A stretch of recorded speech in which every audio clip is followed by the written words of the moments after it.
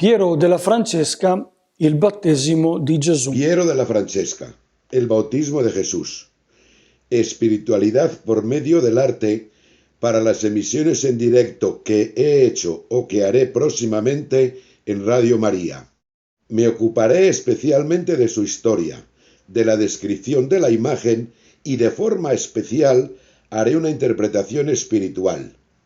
Sobre este tercer punto haré mi reflexión, mostrando cómo esta imagen, si se analiza en su contexto original, puede ser un gran alimento espiritual hoy para nosotros si la contemplamos teniendo en cuenta algunas claves de lectura adecuadas.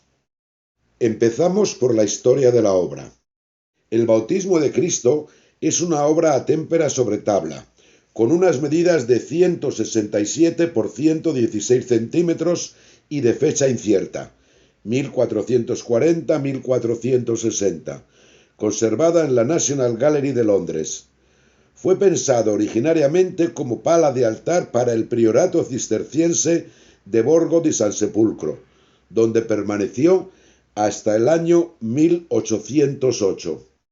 Fue encargada por la abadía camaldulense de San Sepolcro, ciudad natal y residencia del pintor, como tabla destinada al altar mayor. Aquí podemos ver la reconstrucción del políptico original. Formaba parte de un políptico con los compartimentos centrales y la predela realizados por Matteo di Giovanni en torno al año 1465. En la idea de la obra jugó un papel importante Ambrogio Traversari, prior de la abadía, célebre teólogo y humanista, que había tenido una gran importancia en el Concilio de Florencia del año 1439. Los otros compartimentos del políptico se conservan hoy en el Museo Cívico de San Sepolcro. Nel Museo Civico di San Sepolcro. El bautismo de Cristo es una de las obras más controvertidas de Piero de la Francesca en cuanto a su cronología. Según algunos estudiosos, las referencias al concilio de Ferrara-Florencia, como la corte de dignatarios bizantinos del fondo, la situarían en el período inmediatamente posterior al año 1439, año del concilio, siendo una de las primeras obras del artista. También los colores, en suaves tonos pastel, podrían hacernos pensar en una marcada influencia todavía de Domenico Veneziano, del que Piero de la Francesca fue colaborador a partir de la segunda mitad de los años 30. Según otros, y basándose sobre las características compositivas y estilísticas, la obra se situaría en la etapa de madurez del artista, después de una primera estancia en Urbino en torno al año 1450, durante la cual habría desarrollado su interés por los complicados esquemas geométrico-matemáticos y sus múltiples significados teológicos, o incluso a un período posterior a su estancia en Roma, 1458-1459, próxima por tanto a obras clave como la resurrección o la flagelación de Cristo. La obra fue descubierta en la sacristía del Duomo de San Sepolcro hacia el año 1858 por el enviado de la reina Victoria, Sir Charles Locke Slake, que iba en busca de obras para los incipientes museos ingleses, pero no la tuvo en cuenta porque estaba casi totalmente destruida por el sol y la humedad. Pero pocos meses después fue adquirida por otro inglés, Sir John Charles Robinson, un industrial, por 400 libras. Slake, en el año 1861, quizá afectado por el remordimiento de haber dejado escapar esta obra maestra, compró la obra en principio para él, para luego revenderla a la National Gallery en el mismo año. Una vez que la obra estaba en el Museo Público, donde fue muy estudiada y admirada, despertó el interés internacional por Piero de la Francesca. Ecco, passo ora alla descrizione dell'opera. Paso ahora a la descripción de la obra. La composición, caracterizada por un esquema aparentemente natural, pero en realidad dominada por precisas reglas matemáticas, produce una sensación de calma y serenidad, en la que la acción está suspendida en el momento en el que el agua está a punto de caer sobre la cabeza de Cristo. La luz cenital elimina las sombras, homogeneizando toda la composición. Los vestidos de los dignatarios y de los ángeles son extremadamente delicados, con una alternancia rítmica entre colores cálidos y colores ligeramente fríos, que encontramos también en los frescos de la leyenda de la Veracruz, que podemos ver aquí a la derecha. Jesús, en posición frontal e inmóvil, está recibiendo el bautismo por parte de Juan el Bautista en el río Jordán, mientras en el cielo aparece, de acuerdo con el relato evangélico, la paloma del Espíritu Santo. Unas sutiles líneas doradas representan la luz divina que desciende con la paloma. A la izquierda, al lado de un árbol grueso de copa densa, presencian la escena tres ángeles con túnicas de diferentes colores. Dándose la mano en señal de armonía, podría ser una alusión, en opinión de muchos críticos, al Concilio de Florencia y al intento de reunificación de la Iglesia de Occidente con la de Oriente. Esta hipótesis podría justificarse por la presencia, detrás del joven que está a punto de desnudarse para el bautismo, de personajes vestidos al modo oriental, que podemos ver a la derecha, más pequeños.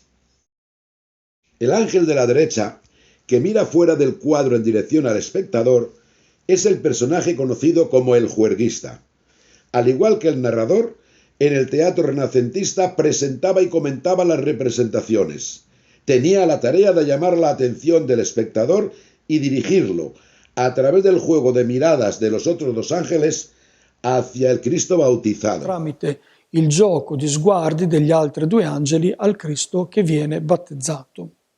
A la derecha y más alejado, otro hombre se está desnudando, mientras en el fondo, como decía, tenemos un grupo de sacerdotes griegos, uno de los cuales señala estupefacto el cielo.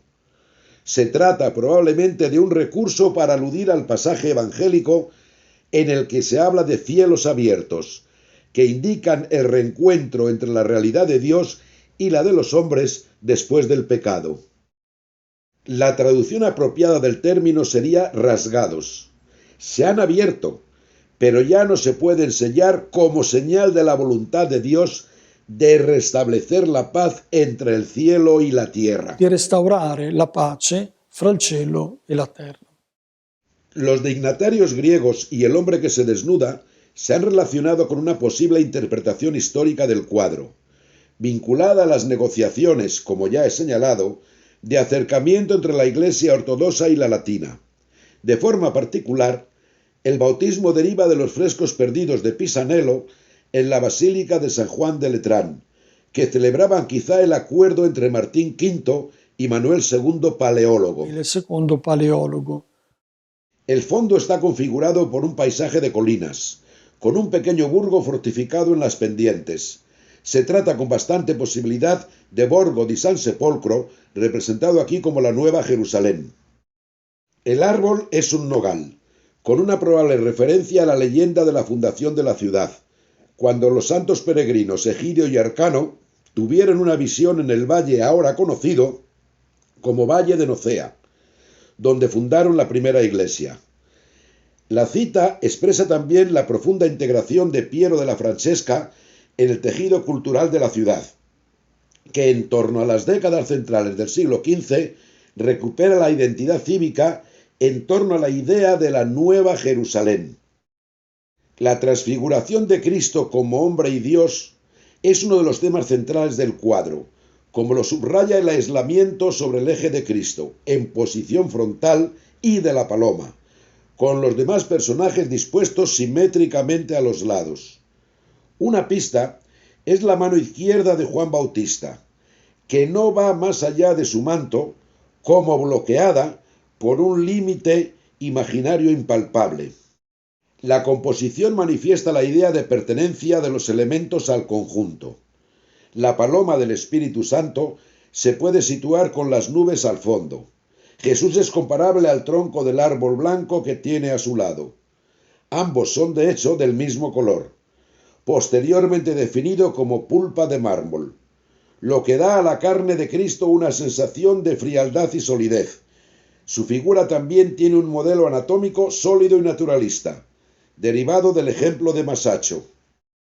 La representación del bautismo anula algunas leyes de la naturaleza. Por ejemplo, el río Jordán se detiene a los pies de Cristo. Un hecho quizás debido a la creencia de que Cristo, como ser único e inimitable, no podía ser duplicado, ni siquiera en el reflejo del agua. Llegamos ahora a la parte más interesante. Quizá todo lo anterior ya lo conocíais, pero esta interpretación espiritual es el tema clave que quiero mostrar. Procede en su mayor parte de Timothy Verdon, en su libro El arte sacro en Italia, publicado por Mondadori, páginas 158 y siguientes. Pagina 158 e seguenti. El artista ha unido el árbol de la derecha de la composición con el agua y la figura de Cristo para ilustrar el primer salmo que dice así: salmo che recita: Bienaventurado el hombre que no sigue el consejo de los impíos, no se demora en el camino de los pecadores, será como un árbol plantado junto a una corriente de agua que dará fruto a su debido tiempo, y sus hojas nunca caerán, todas sus obras tendrán éxito. Esta asociación del hombre como un árbol con Cristo es una lectura patrística convencional y es mencionada por Agustín, Jerónimo y Orígenes. Agostino, Girolamo e Origene. L'origine monastica della commissione. El origen monástico de quienes se encargaron la obra sugiere que la estructura y la concepción de la obra derivan de monjes versados en los salmos y en los padres de la Iglesia, sin infravalorar el hecho de que el propio Piero de la Francesca, que si bien no era teólogo, vivía inmerso en un contexto histórico modelado por experiencias relacionadas con la participación en la vida litúrgica, con la predicación y con las representaciones sacras que lo habilitaban para crear sus obras a partir del tejido bíblico y litúrgico. Podemos afirmar que en su contexto original, el retablo, como lo fue el bautismo de Piero, no fue pensado para una lectura erudita, sino orientado a la contemplación de los misterios de la fe. Lo que hoy nos vemos obligados a reconstruir en términos racionales y esquemáticos, para el usuario del siglo XV formaba parte de una experiencia más ligera, un movimiento gradual de la intuición a la intuición mientras veía la imagen día tras día en un contexto de oración. Los monjes habrían cantado el oficio, escuchado las escrituras y asistido a la misa delante del bautismo, y así, inevitablemente, se plasmaría en su inconsciente una cierta forma de relacionarse con la obra. La descripción clásica de esta forma de relacionarse, centrada en el impacto cognitivo de los símbolos, es el pasaje de San Agustín en el que afirma: cuando el alma es conducida a los signos materiales de las realidades espirituales y de ésta después a las cosas que representan los signos, entonces se fortalece en el acto mismo de pasar de las unas a las otras, como la llama de una antorcha que al moverse arde cada vez más intensamente. Arde siempre più intensamente. Todo lo que hemos dicho es visible en el bautismo, donde la importancia concedida al árbol, casi igual a la de Cristo, confronta al hombre y a la naturaleza de una manera particularmente enfático. Una primera reacción es quizás que, aunque el hombre es como un árbol, en realidad no es un árbol. Aparentemente hay una incongruencia, pero la capacidad de poner en contacto realidades aparentemente no congruentes es tarea del artista, porque el arte debe mostrar significados que van más allá de lo visible. A través del énfasis y la selección, la obra de arte puede obligar a traspasar la superficie, a buscar las verdades profundas ocultas por la ambigüedad de los símbolos y las comparaciones. Simboli e paragoni. Pietro lleva a cabo una serie de lecciones estéticas y formales. Por ejemplo, ha optado por dar una equivalencia compositiva, volumétrica y cromática al hombre y al árbol. Incluso en su forma, este tronco actúa como un módulo geométrico, resonancia abstracta de la figura humana que está a su lado. Por tanto, el bautismo de Piero implica un vínculo entre el Dios trinitario y el cosmos. El Espíritu se cierne sobre el Hijo, mientras el Padre permanece invisible. Desde la perspectiva de la fe, el cuadro ilustra la intención del Padre. Conviene añadir ahora 3 palabras sobre la figura de Jesús. Parole sulla figura di Cristo.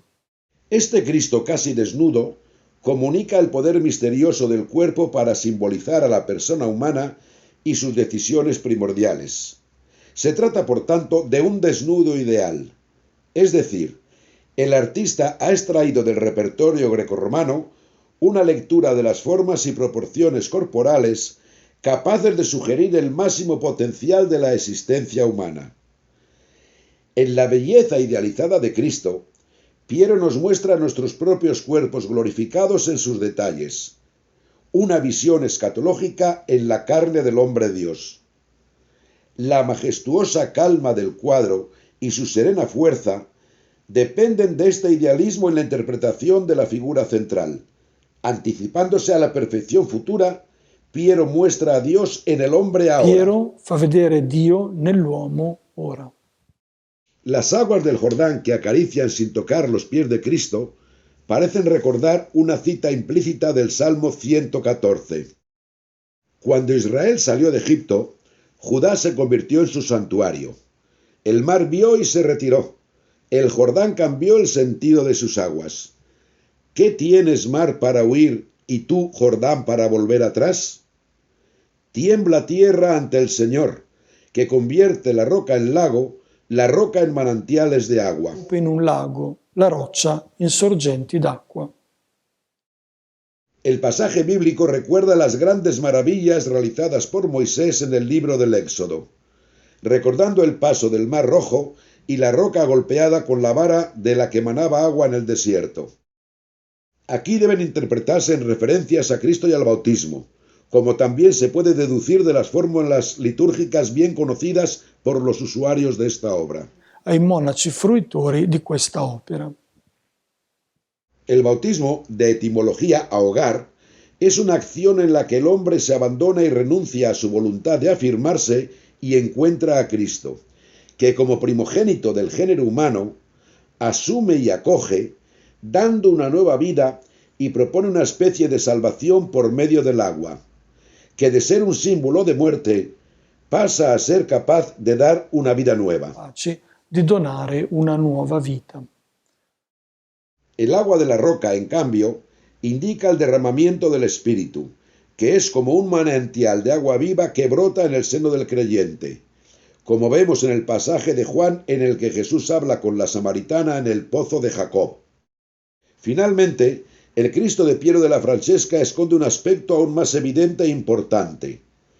Este hombre en medio de la creación, este cuerpo en el que se simboliza el universo, es la figura central de un retablo. Frente al hermoso cuerpo sobre el que Piero muestra el Espíritu que desciende, el sacerdote levantaba el pan sobre el que había descendido el Espíritu para convertirlo en el verdadero cuerpo de Cristo.